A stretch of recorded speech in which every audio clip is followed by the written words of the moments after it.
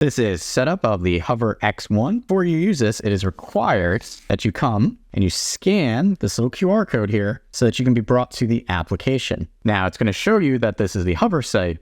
You can download the app right from here if you're on Android by sideloading, or you can go to the official Google Play Store and download it. From here, you will need to create an account. So you're either going to use your phone number or an email. Once you do that, you'll be given access to the application to move on to the next step. Once you've set up the application, we're going to move on to the next step, which is coming down here and selecting the hover icon on the bottom of our screen. It's going to give you a warning. Do not fly in the following environments: low light, ground texture not clear, water surface, large height variances. So buildings and stuff like that. We can select got it and then don't show me again. So we're going to say got it. And then we have this, which is tap to actively connect to our hover. So we're going to do that. And then it has to have access to your Bluetooth and your current location. So those need to be on, and I will make sure that those are given permission. We'll come back to tap to activate, and it's searching for the camera, but it can't find it yet because I don't have it on. So we're gonna come in here, I'm gonna power it on,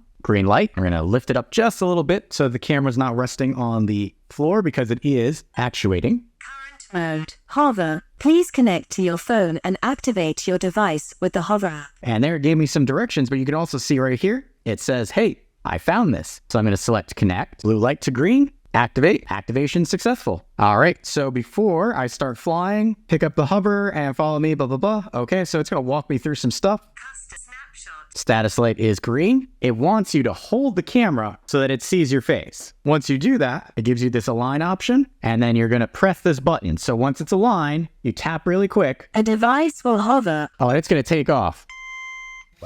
And you get the flashing light, come back. And then I got it to stop by putting my hand underneath. After propellers have shut off, I can do it again, or I can say understood. There is a firmware available for it. So we're going to select update, and we are going to allow the firmware for this to update itself, because it's always good to start off with the most recent, and here it wants to connect, so I'm going to select connect. So here it appears that there's not enough charge for it to continue, so it wants me to connect the charging cable. It's updating because I've got it. Blue light right there means that the update is in progress, and then once it goes green, it means the update will be complete. This could take upwards of 10 minutes, so I'm not going to make you sit through that. Just know that's how you would update it. Make sure your battery is fully charged before updating. It actually did not take 10 minutes. It restarted the device, and I got green, and I can select done, and then I have the option to always update to the latest firmware. We're going to leave that toggled on for now, and then come back. And that was the setup process for the